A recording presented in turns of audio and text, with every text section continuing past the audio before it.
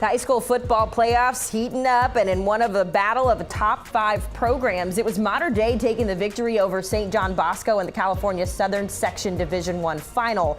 A dominating performance from the Monarchs, winning 35-7, so they keep their state championship hopes alive while the Braves season is officially over. So after a weekend of competitive high school football, here's a look at the latest national rankings, courtesy of MaxPreps. Bishop Gorman in the top spot, while St. John Bosco drops 3 to number 5. Rounding out that top 5, Chaminade Madonna sitting in second, followed by Mater Dei and IMG Academy in third and fourth, respectively. So quite the list as the high school football season winds down. And let's talk about it with our team from MaxPreps, Zack, Poff, and Steve Montoya joining us. Zack, I want to start with Mater Dei because it was quite the performance from the Monarchs this weekend, especially when you factor in the fact that St. John Bosco beat them 28-0 in the regular season. Just how impressed were you with this win?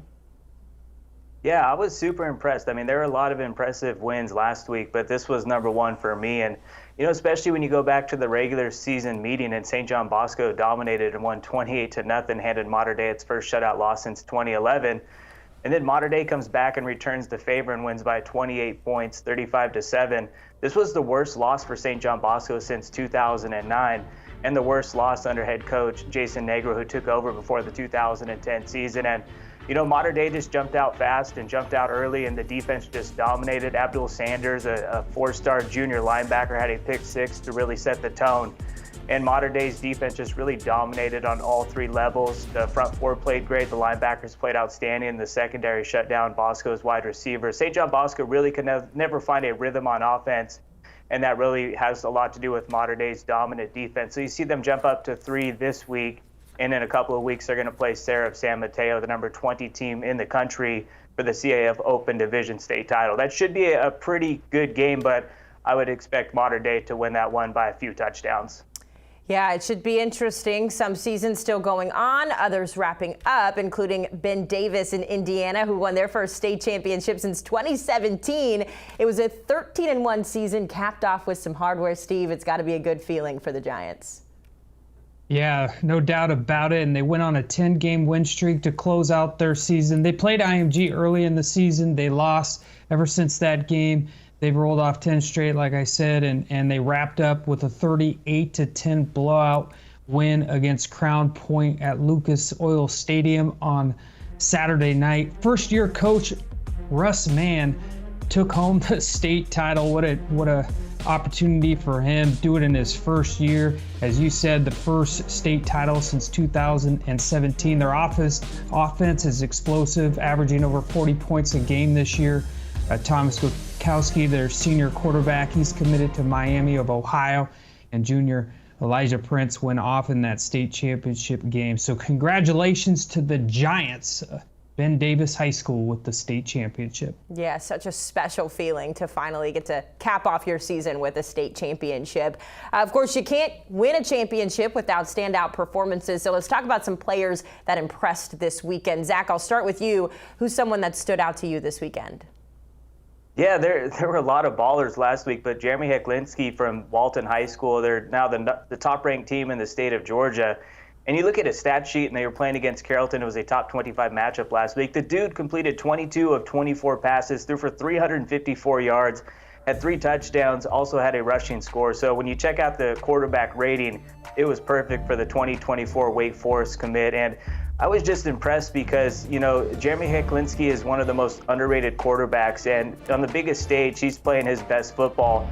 And he's really kind of cementing his name and to be named the 2023 MaxPreps Georgia State Player of the Year.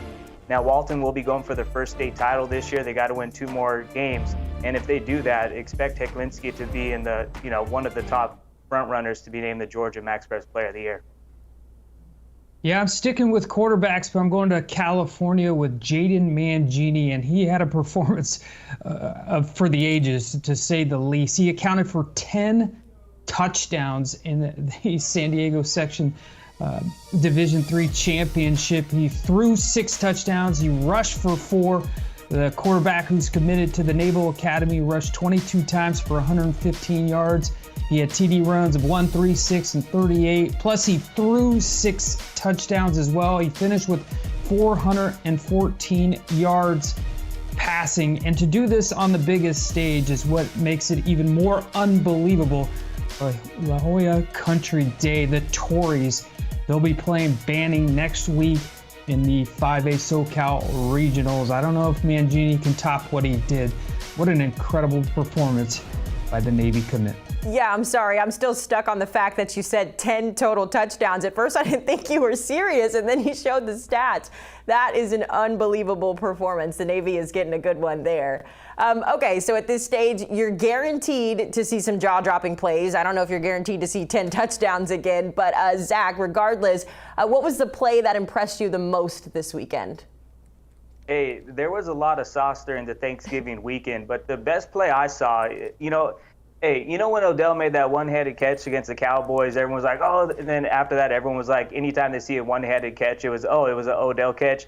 The play you're about to see from Jordan Richardson is really an Odell type of touchdown pass. This is Buchholz out in Florida. The quarterback just throws it up. He knows Jay Rich is going to go up. One-hand snag, gets a foot down, inbounds, pulls out the one-handed touchdown grab. This was really reminiscent to Odell. Goes up one hand, fingertips it, foot down, right at the end zone, touchdown. And Buchholz advances to the 4S semifinals. They're going to play the defending state champs Lakeland on Friday. And if Jay Rich keeps making money plays like this, expect Buchholz to clinch a spot in the state title game.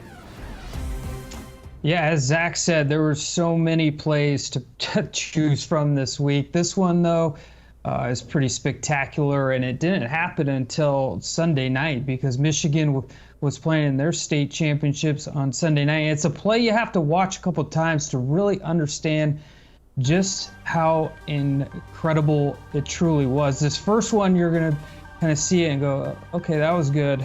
But as you watch it more and more, three-star Adrian Walker Jr. of Belleville High School just probably made the defensive play of the year for sure. Maybe one of the top plays in the entire country all season.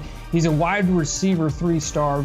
You can see why. He's playing on the defensive side in high school. Look at how he just snags it behind his back, and his knee doesn't hit the ground either. I don't know how he did it. It was the most talked about play all over last night. That it's kind of a weird thing that they play Sunday night in their state championships, but it was a late addition to our top play feature, and for sure you could see why. Yeah, I don't understand the anatomy behind getting that catch behind your back. So, I mean, that in itself was incredible. But to continue the play, that was truly spectacular. So we've talked about the best players. We've seen the best plays. So let's wrap things up with our MaxPreps game of the week. It's a top 25 showdown in Ohio between number 12 Massillon and number 25 Archbishop Hoban. Zack, two teams battling it out for a Division II state title on Thursday. What are you expecting in this one? I mean, first of all, I love Ohio football because it's kind of that old school, just run it, play great defense, kind of, back in the day when the Steelers and Ravens had that big rivalry going on. It's not as hot now. But this is going to be a big boy, bring your lunch pail to work type of football game on Thursday. It's for the D2 state title. Archbishop Hoban was one of 6 new teams to jump into the MaxPreps top 25 after there were a few upsets last week. And they're going to get a chance to prove why they're one of the top teams in the country. Their only loss this season came to number 19 St. Edward in a 14-7 defeat. That same St. Edward team, Massillon, beat 15-13. So these two teams are pretty evenly matched. Archbishop Hoban's going for their 6th state title since 2015. And Massillon's going for their 1st state title since the Ohio division started playing in the playoffs in 1972. So this is going to be a fun game, and I expect Massillon to find a way to win this game and bring home that first OHSAA state title. I love this team's defense, and they run the ball very effectively, and I think that's going to be the difference on Thursday. All right. Well, I hope I see 10 touchdowns in that one again, because that's the most impressive thing I've heard all day. Kickoff is set for Thursday at 7 o'clock for that one. Gentlemen, thanks so much. We appreciate your time and your insight. So the high school football season is winding down, but it can still be tricky to keep up with all the schedules, the top players across the country. But lucky for you, the high school sports fans out there, you can get all the latest news, analysis, scores, and more. Just tap in at MaxPreps.com.